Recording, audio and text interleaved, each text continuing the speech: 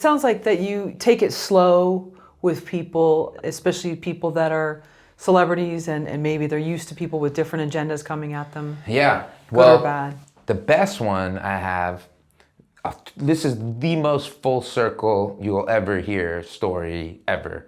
Right now, you and your husband are gonna talk later, like that's the best story anyone's ever told on Film Curves. Is I grew up, am I okay to tell the story? Oh, sure. Yeah, so I grew up loving the show Beverly Hills 90210 as a kid. There was a girl I liked in high school, and shocker, it wasn't reciprocated, but she invited me over to come watch the show when I was like a junior in high school, and I'd never seen it. And there's this character, Dylan McKay. He's like the coolest dude, and all the guys wanted to be him, and all the girls wanted to be with him. So after that, I was just like kind of an admirer of the actor Luke Perry. So fast forward a number of years, I'm at NASCAR. I know I'm going to leave, and we're doing this project, this World War II thing about a race car owner who served in World War II and won the Purple Heart. So I was like, I think I'll get Luke Perry to narrate this, because I had nothing to lose at this point. And he narrates it. And I remember one of the executives saying, like, why is Luke Perry narrating this? I'm like, oh, his father served in World War II. Complete bullshit. So he narrates it, went well, don't really think much more. It was really cool to work with him.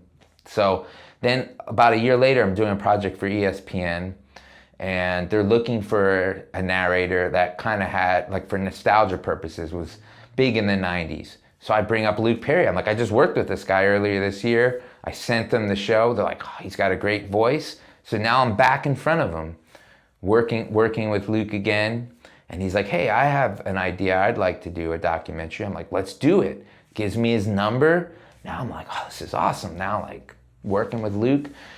We wind up doing a documentary together about Marge Schott, this racist baseball owner that was on ESPN. And we just kind of form a friendship. You just meet some people sometimes, you just connect instantaneously. He and I just hit it off, hung out. Every time I was in LA, if he was in town, we'd hang out. And just a great dude. He had me over for Christmas when I was going through a divorce. He invited me over to spend Christmas because I didn't have my kids with me.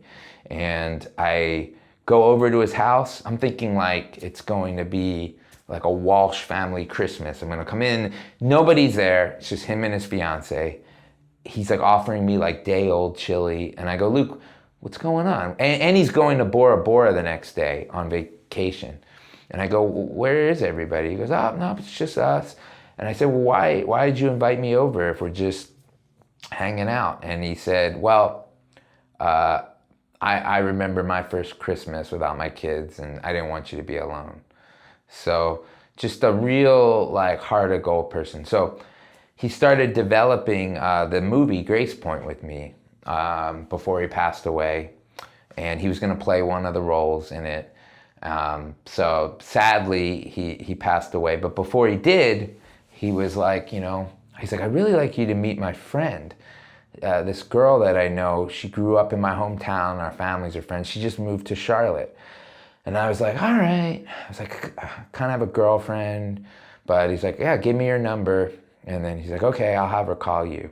And she never called, And I'd bring it up to him and he'd be like, I don't know what her deal is. She still didn't call you? And I'm like, nope. And I'm like, he's like, I guess she's just not interested. I said, I guess.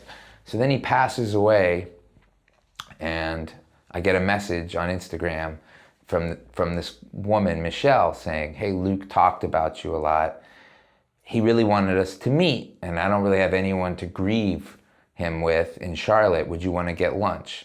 So we went, we got lunch, and then we wound up going to his funeral memorial together in LA, and we've been together ever since. We got married last year, so that Luke kind of brought us together, and then my movie Grace Point is dedicated to Luke. At the end, it's the last thing on screen. So it was pretty. He's somebody who had a huge impact on my life, probably as much as anyone in my entire life. He's had an impact.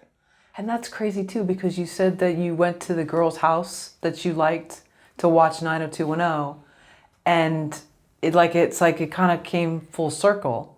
Yeah. Because it didn't work out with her, but it's fascinating. Yeah, it didn't work out when I was 15, but yeah, no, he, I think in life, and this is important for viewers, you should try to gravitate towards people who celebrate you, not just tolerate you.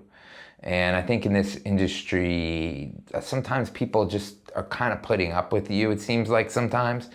But you will meet people that believe in you. There's only a few that you'll meet. And it doesn't matter what walk of life they're in, but keep them close to you. When Luke was making Once Upon a Time in Hollywood, we went out. Like literally, he was filming that day, and we met for dinner. And he was telling me about Quentin Tarantino. And I said, what's it like working with Quentin Tarantino? And I said, what's his best quality? And I thought Luke was going to say he's the best writer, he's got the best dialogue, and he said he's the nicest director I've ever worked with. I'm like, really? And he's like, yeah. I go, he treats everyone so good on the set, and he would call Luke on his way home and tell him what a great job he did. And I could tell he really made Luke feel great about himself, And I was like, wow, like that is so cool. So at Luke's Memorial, I went up to Quentin Tarantino and told him that. I told him that, like Luke said these, and Tarantino was like, thank you for telling, that really means a lot to me. And he really appreciated it. But Luke said to me, he's like, you remind me of Quentin. I'm like, shut the hell up. And he's like, no, he said, the way, your enthusiasm and whatever. And he said to me, he said, I'm gonna be at your movie premiere someday. So he wasn't there, but I felt like he was there in spirit. So and his name was on the screen. So he was somebody that always made me feel like I could make the transition from documentary to scripted. Like he was never telling me all the reasons why I couldn't do it. He was just telling me all the reasons why I could. So, try to find those people in your life if you can, that motivate you and believe in you.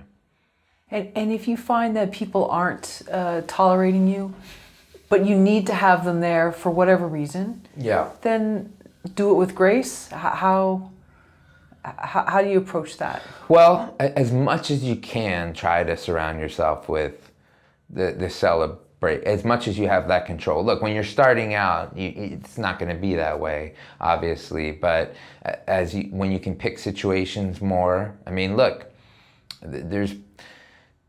for whatever reason, some people just aren't. You're not going to be their cup of tea for whatever reason, and you can waste a lot of energy and a lot of time trying to win them over, when sometimes you can say, look, it's just not meant to be, and I'm gonna be with these people that kind of seem to get me and want to be around me and all that. So just, as you embark on these situations, and when you're trying to get, especially in an independent film made, I've heard stories on your site about DPs and directors not getting along.